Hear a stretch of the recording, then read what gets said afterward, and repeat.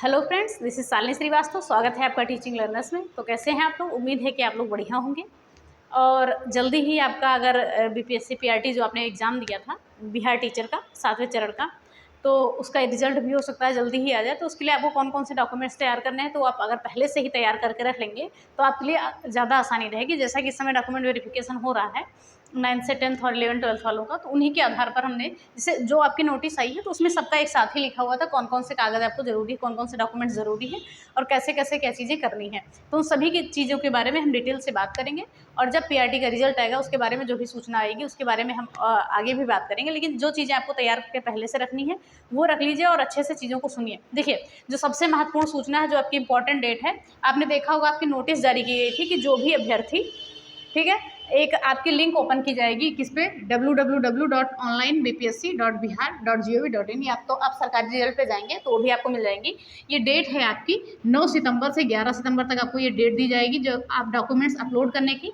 तो इसमें ये कहा गया है, सीधा सीधा कहा गया है कि जो भी अभ्यर्थी हैं उन्होंने बीएड और डीएलएड दोनों किया है। ठीक है, इसमें ये कहा गया है कि जिन्होंने बीएड और डीएलएड दोनों किया है तो वो अभ्यर्थी क्या करें, अगर उन्होंने बीएड का डॉक्यूमेंट अपलोड कर दिया है तो वो जाकर डीएलएड के डॉक्यूमेंट्स अपलोड कर सकते हैं। ठीक है, तो ये काम अगर आपने दोनों किया है, बीएड या बीटीसी किया है, तो आप इस पर जाके डीएलएड के डॉक्यूमेंट्स अपलोड कर देंगे और जो भी देखेंगे आप साइट ओपन करेंगे, जो भी डॉक्यूमेंट्स आपके नहीं अपलोड हुए होंगे या कुछ चीज़ें अगर गलत हुई हैं या चीज़ें अगर सुधार का मौका होगा तो कर लीजिएगा। ठीक है, तो इस साइट पे जाइएगा, जो भी सुधार है उसको कर लीजिएगा। उसके बारे में हम एक वीडियो और बना देंगे, शायद कल आपका आ जाए। ठीक है, तो ये देख लीजिएगा, इंपॉर्टेंट न्यूज़ है। तो यहाँ से आप देख लीजिए जिनका भी बीएड बीटीसी दोनों है और उन्होंने क्या किया है, बीएड अपलोड कर दिया तो प्लीज़ बीटीसी अपलोड कर दें। ठीक है, नहीं तो समस्या हो सकती है आपके लिए।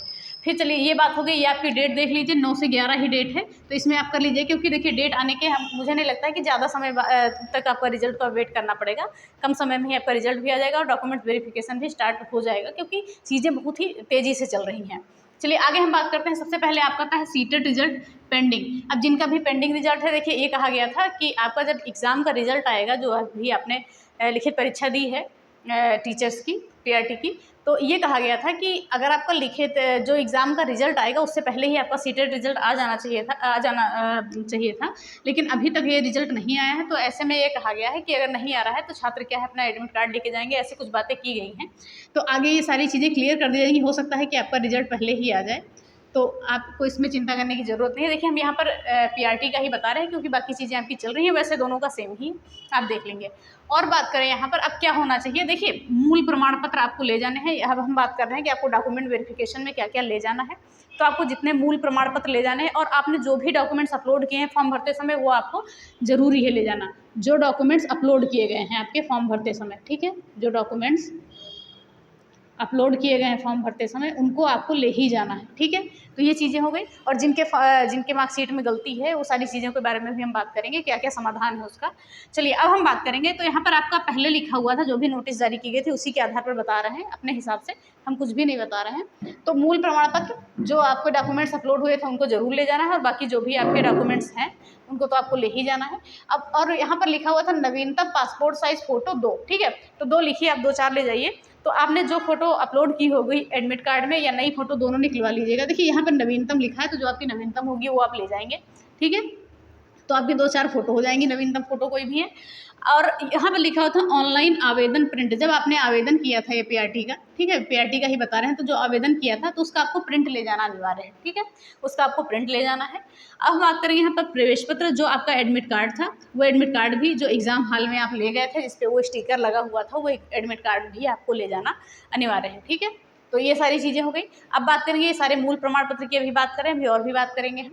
आधार कार्ड अगर आपका नहीं है तो पैन कार्ड या डीएल, जो भी चीज़ें आपकी सही हैं तो वो आप ले जाएंगे।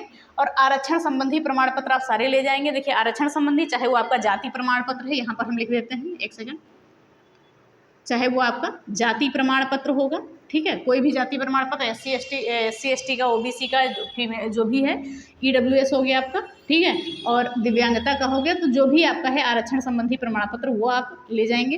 ठीक है, फिर बात करेंगे निवास प्रमाण पत्र की। तो निवास प्रमाण पत्र भी आपका लगेगा, खासकर फीमेल जो हैं जिनकी शादी हो गई है, जो बिहार की ही हैं, क्योंकि अदर स्टेट में तो उनका लगेगा। जो भी है, परेशान होने की जरूरत नहीं है। तो फादर के एड्रेस का भी ले जा सकती हैं निवास प्रमाण पत्र, कोई दिक्कत नहीं है उसमें। तो एड्रेस से संबंधित कोई समस्या नहीं आएगी।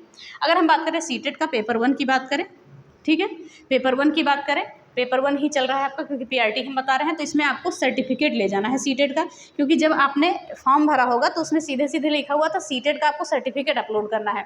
तो देखिए जो आपका अंक पत्र था यानी कि मार्कशीट और सर्टिफिकेट सेम तरीके था, बस सर्टिफिकेट में ऊपर ये सर्टिफिकेट आपका लिखा हुआ था, तो ये आपको डाउनलोड करना है। देखिए ऐसे दोनों था, बस यहाँ आपका सर्टिफिकेट लिखा हुआ था और अंक पत्र में आने लिखा था, बाकी सेम मार्कशीट थी आपकी। तो वो प्रमाण पत्र आपको ले जाना है। और जिनका भी रिजल्ट नहीं आया होगा, जिनका भी पेंडिंग में होगा, ठीक है, वो क्या करेंगे, वो तो अपना एडमिट कार्ड लेकर ही आएंगे, ठीक है, एडमिट कार्ड और फॉर्म जो भी है, ठीक है।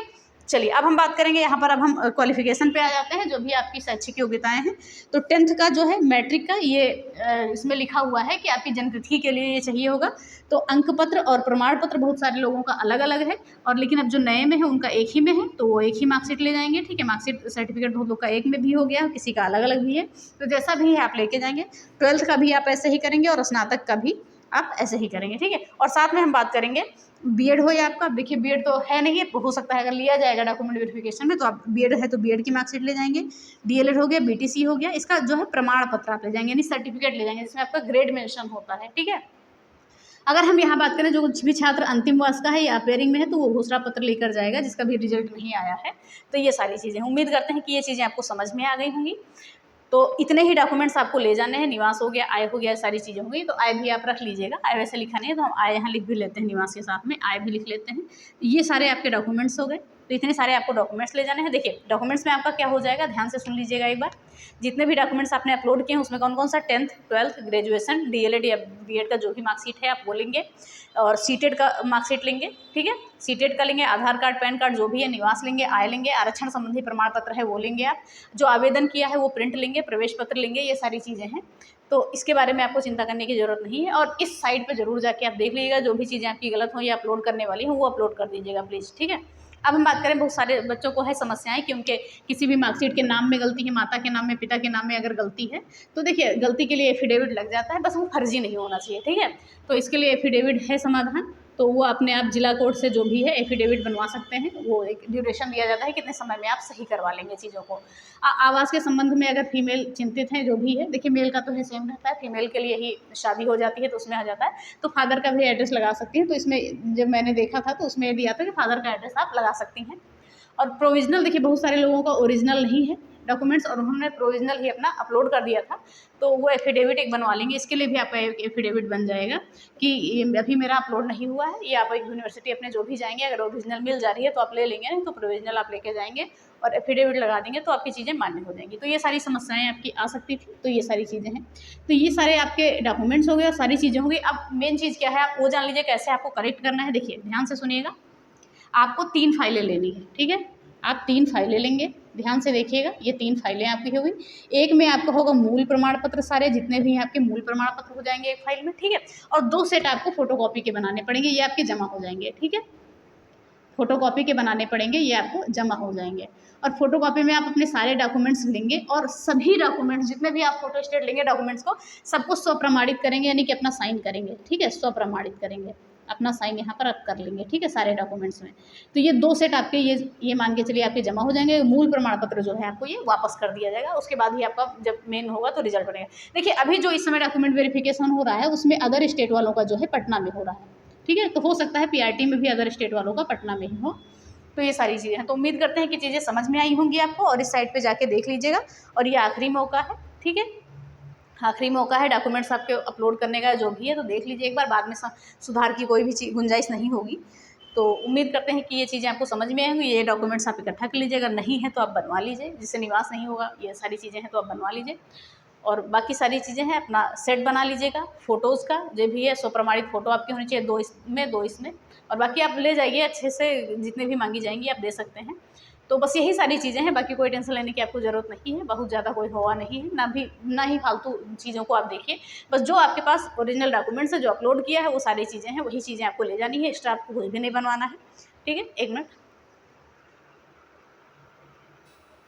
चलिए। तो उम्मीद करते हैं कि आपको ये वीडियो पसंद आई होगी, और अब आपके पास समय ज़्यादा है नहीं, मुझे लगता है कि रिजल्ट आपका जल्दी ही जाएगा। तो सारी चीज़ें आप अपना कलेक्टर के एक जगह रख लीजिए और सारी चीज़ें सीक्वेंस में लगा लीजिएगा कि सीक्वेंस में लगाना फिरना पड़े। तो यही सारी चीज़ें हैं आपकी, बस यही चीज़ें आपको बतानी थी कि आप सारी चीज़ें निश्चिंत होकर आराम से रखिए, कोई दिक्कत नहीं है। अगर कोई भी गलती है या कुछ भी है तो आप एफिडेविट बनवा सकते हैं, बस आपका डॉक्यूमेंट्स क्या होना चाहिए, फर्जी नहीं होना चाहिए। ओके, तो ये हो गया आपका डॉक्यूमेंट वेरिफिकेशन में कि क्या क्या लगेगा, क्या सारी चीज़ें हैं। तो बस यही सारी है, और आप एक बार इस पे ज़रूर जाइएगा, इस साइट पे जो भी चीज़ें हैं। आपको हो सकता है कि गलत इशू डेट आपका हो गया हो तो किसी भी मार्कशीट में, तो अगर सुधार का मौका है तो कर लीजिएगा, ठीक है। तो चलिए इसके साथ वीडियो खत्म करते हैं। तो अगर वीडियो पसंद आई है तो प्लीज़ वीडियो को लाइक करें, शेयर करें, चैनल को सब्सक्राइब करें, साथ में बेल आइकन दबाना ना भूलें। धन्यवाद, जय हिंद।